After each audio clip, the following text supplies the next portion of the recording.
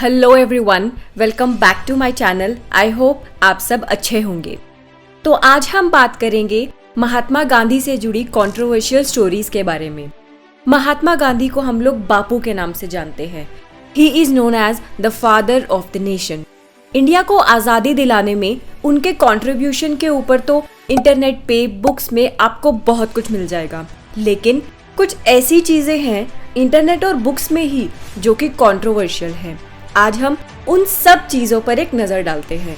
Video में आगे बढ़ने से पहले चैनल को सब्सक्राइब करना मत भूलना, ताकि मैं आपके लिए नई नई वीडियोस डालती रहूं। पहली कहानी की शुरुआत करते हैं। भगत सिंह, राजगुरु और सुखदेव, इनको 23 मार्च 1931 को जब जेपी सॉन्डर्स के मर्डर में फांसी हुई तो पूरे इंडिया में एक मूवमेंट छिड़ गया।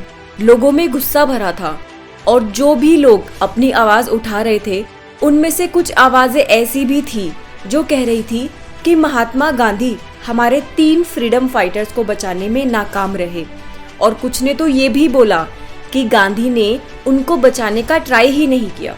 हाँ, एक तरफ गांधी अहिंसा मतलब नॉन वायलेंस की मदद से फ्रीडम चाहते थे, और दूसरी तरफ भगत सिंह कहते थे कि थोड़ा नॉन पीसफुल तो होना पड़ेगा, लेकिन मंजिल तो दोनों की एक ही थी, इंडिया को आज़ाद करना। तो फिर क्यों लोग गांधी को उन तीनों की मौत के लिए रिस्पॉन्सिबल कहते हैं? इसके पीछे का सबसे बड़ा रीज़न है गांधी इरविन पैक्ट। पैक्ट मतलब समझौता, जो कि मार्च 1931 में साइन हुआ गांधी और ब्रिटिश वाइसरॉय लॉर्ड इरविन के बीच में। ऐसा क्या है इस पैक्ट में जिसकी वजह से लोगों ने महात्मा गांधी को भला बुरा कहना शुरू कर दिया? इस समझौते में एग्रीमेंट हुआ कि कांग्रेस से बैन को हटाया जाएगा, सत्याग्रह करने वाले लोगों की जो भी प्रॉपर्टी जब्त की गई है वो सब वापस की जाएगी, और सबसे इम्पोर्टेंट कि जो भी लोग सिविल डिसओबीडियंस मूवमेंट में शामिल थे उन्हें जेल से रिहा करना पड़ेगा। मतलब सिर्फ पॉलिटिकल प्रिजनर्स को जेल से छोड़ने की बात कही, और इसमें भगत सिंह, सुखदेव और राजगुरु नहीं थे। क्यों? क्योंकि वो पॉलिटिकल प्रिजनर्स नहीं थे। वो जेल में इसलिए नहीं थे कि वो सिविल डिसोबीडियंस मूवमेंट का पार्ट थे, बल्कि वो किसी और वजह से अंदर थे, जिसकी वजह से इस एग्रीमेंट के पॉइंट्स को लेकर उन्हें नहीं छोड़ा गया। इसी वजह से लोग महात्मा गांधी को रिस्पॉन्सिबल ठहराते हैं उनकी मौत के लिए। हाँ, गांधी ने 23 मार्च 1931 को ब्रिटिशर्स के वाइसरॉय को चिट्ठी लिखी कि वो इस फांसी को रोक दे, लेकिन उसी ही दिन उनको फांसी होनी थी और उस चिट्ठी का कोई इम्पैक्ट नहीं पड़ा। तो यहाँ पर महात्मा गांधी रिस्पॉन्सिबल थे या नहीं थे? कमेंट सेक्शन में ज़रूर लिखना। अब बढ़ते हैं दूसरी कंट्रोवर्सी की तरफ।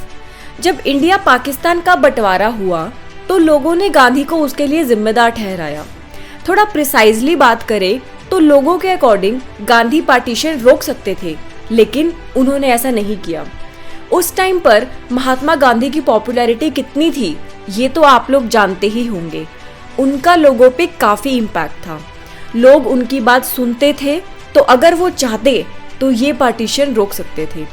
इनफैक्ट 1946 में तो उन्होंने इतना तक बोल दिया था कि before partitioning India my body will have to be cut into 2 pieces.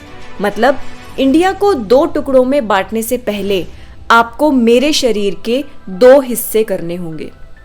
लेकिन कुछ अकाउंट से ये पता लगता है कि पार्टीशन के थोड़ा टाइम पहले जो भी बातचीत हुई, जितनी भी मीटिंग्स हुई, उनमें महात्मा गांधी प्रेजेंट ही नहीं थे, और जिनमें प्रेजेंट थे उनमें उन्होंने कोई नेगोशिएशन नहीं किया।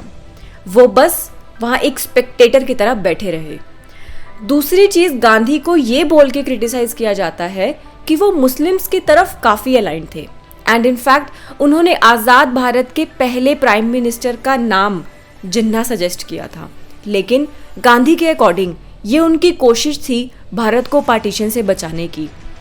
लोगों को ऐसा मानना कि वो मुस्लिम्स की तरफ अलाइंड है, और महात्मा गांधी की ये डिमांड कि पाकिस्तान को 55 करोड़ रुपए दिए जाए, जिसके लिए वो भूख हड़ताल पर भी गए, यही रीज़न बने 1948 में उनकी मौत के, जब गोडसे ने उनकी गोली मारकर हत्या कर दी। जब खिलाफत मूवमेंट की शुरुआत हुई थी तो गांधी जी ने मुस्लिम्स को सपोर्ट किया, क्योंकि वो चाहते थे कि मुस्लिम्स उनका भारत को आज़ाद करवाने में साथ दें। इस मूवमेंट के बीच में ही काफी हिंदुओं को मार दिया गया मुस्लिम्स के थ्रू, लेकिन गांधी जी ने इस पर कुछ नहीं बोला क्योंकि वो चाहते थे कि मुस्लिम्स उनका साथ दे देश की आज़ादी में, जिसके लिए अगर 1000-1500 हिंदुओं की जान जाए तो भी ठीक है। उन्होंने देश को ऊपर रखा। क्या गांधी गलत थे या वो सही थे, ये तो आप लोग कमेंट सेक्शन में बताइएगा। तीसरी कहानी की बात करते हैं। हिटलर का नाम तो आप सबने सुना ही होगा और उसने क्या किया वो भी आपको कुछ हद तक पता ही होगा।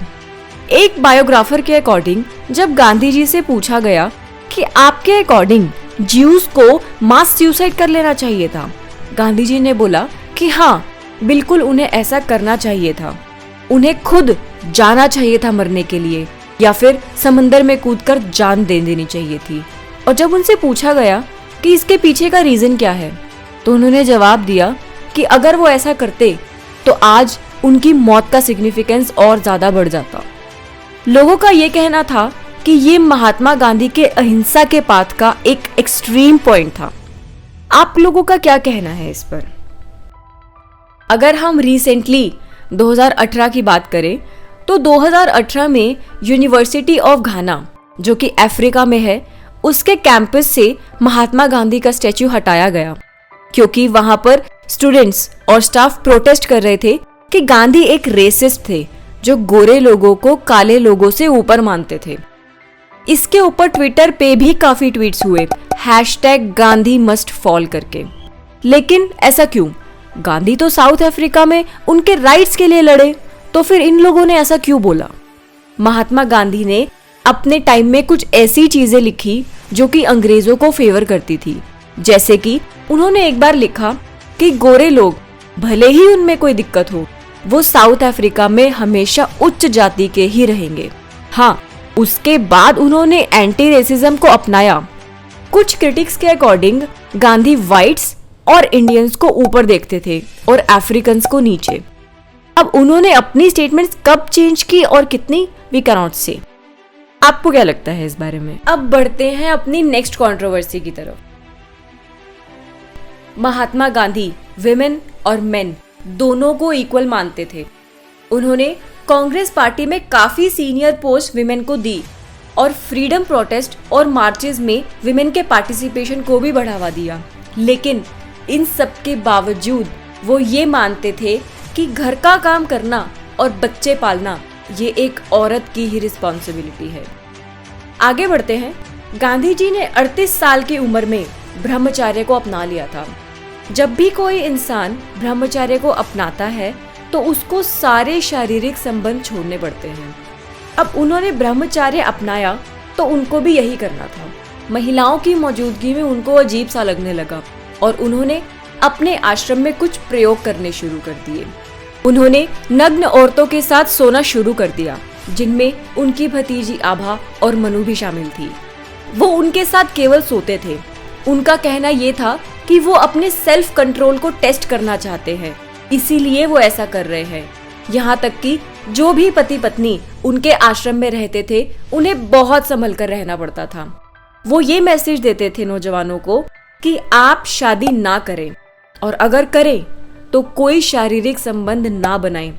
उनकी इन बातों पर तो नेहरू ने भी सवाल उठाए। आपको ये किस हद तक सही लगता है या नहीं लगता है? अगली कहानी की तरफ बढ़ते हैं। महात्मा गांधी के बेटे हरिलाल अपनी जिंदगी अपने तरीके से जीना चाहते थे, लेकिन महात्मा गांधी चाहते थे कि हरिलाल उनके तरीके से जिए। बात इतनी बढ़ गई कि हरिलाल ने इस्लाम को अपना लिया और अपने पिता का साथ छोड़ दिया, जिस पर गांधी जी ने भी बाकी सब फैमिली मेंबर्स को हरिलाल से मिलने को मना कर दिया। ये भी कहा जाता है कि गांधी जी ने हरिलाल को कहा कि मैं अपने बेटे को मरा हुआ देखना ज्यादा पसंद करूंगा बजाय इसके कि मैं उसे शराब पीते हुए देखूं। अपने पिता की मृत्यु होने पर वो बौखलाए हुए आए और बताया जाता है कि हरिलाल इतनी बुरी हालत में थे कि किसी ने उनको पहचाना ही नहीं और गांधी जी की मृत्यु के महीनों बाद ही उनकी भी मृत्यु हो गई। उनके बेटे की एक और स्टोरी सामने आती है कि हरिलाल अपने पिता की तरह लॉयर बनना चाहते थे, लेकिन गांधी जी ऐसा नहीं चाहते थे। अपने पॉलिटिकल ओपिनियंस की वजह से उन्होंने हरीलाल को एजुकेशन नहीं दी, क्योंकि उनका ये मानना था कि छोटे बच्चों को उनके माँ बाप से अलग नहीं करना चाहिए। इसके साथ साथ वो अपने बच्चों को ऐसे स्कूल में नहीं भेजना चाहते थे जहाँ पे बाकी इंडियन बच्चों को एडमिशन से मना कर दिया गया। इसमें वो कितने सही थे और कितने गलत, आप खुद कमेंट सेक्शन में बताइएगा। Thank you so much for watching my video. My name is Neha Gupta. If you like the content, do subscribe to my channel and like the video.